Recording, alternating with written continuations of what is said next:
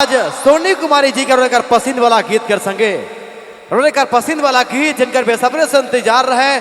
कोई कहा था ठेठ गीत है चाहिए तो कोई कहा था आधुनिक गीत है चाहिए, कोई कहा था दर्द वाला गीत है चाहिए तो कोई कहा था नाची वाला गीत है चाहिए। चलो रोकर पसंद रोकर फरमाइश का एक बार फिर से शामिल करा थी और विशेष फरमाइश फिर से सोनी कुमारी जी का। मैं चाहूंगा सोनी कुमारी जी मंच पर चले आए अपनी खूबसूरत आवाज को लेकर और नाचे वाला भाई बन बेस लगा थे। एक बार प्यार से तालियां आ जाए मेरे भाई, एक बार प्यार से तालियां, प्यार से एक बार प्रेम से बोलिए सरना माता की। चलू हमरे की आदिवासी जंगल और पहाड़ में रहे वाला हमरे कर संस्कृति सभ्यता सब कर से अलग है। झुमीला नाचीला पर्व त्योहार शादी विवाह के मनाइला हमरे ये तेरे एंजॉय करते रहो। एक बार फिर से आवत है मंच में सोनी कुमारी जी अपन बेहतरीन आवाज कर संगे सुना बेंटर खूबसूरत गीत के सोनी कुमारी जी का साथ। आइए सोनी कुमारी जी।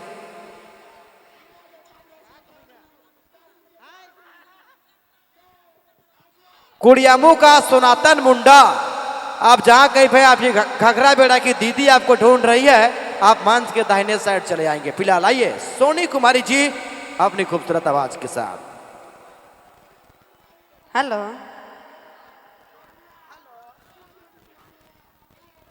हेलो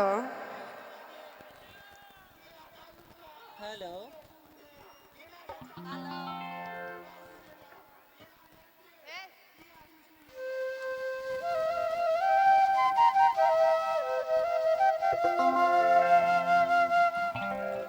हेलो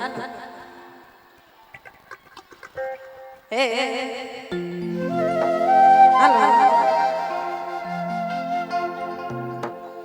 हो रे सला सदा बने करे जाई हो किसान या मोरली बाजाई।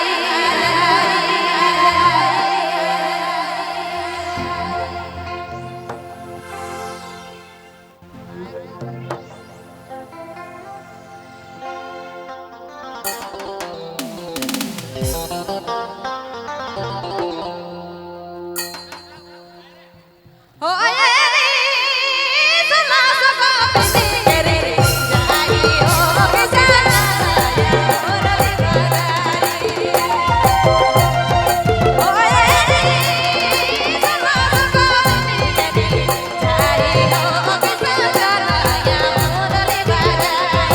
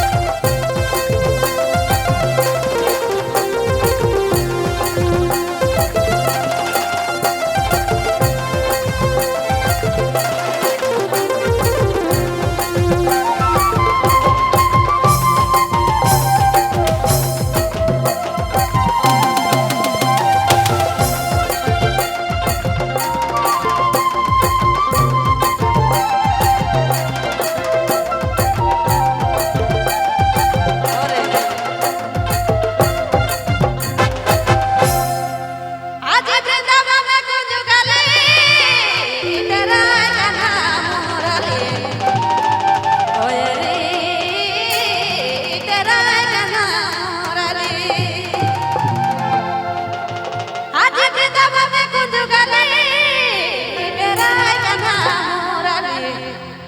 ओए रे तेरा जना मोरली हे वृंदावन को जुगल तेरा जना मोरली।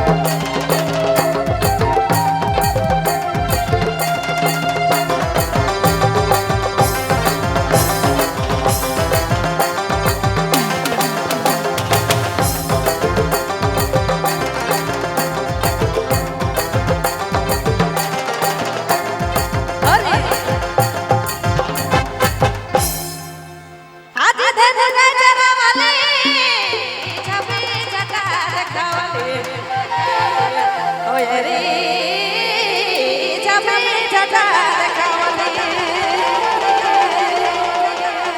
આજ ધન કા જનાવલી છબે છટા દેખાવલી ઓય રે છબે છટા દેખાવલી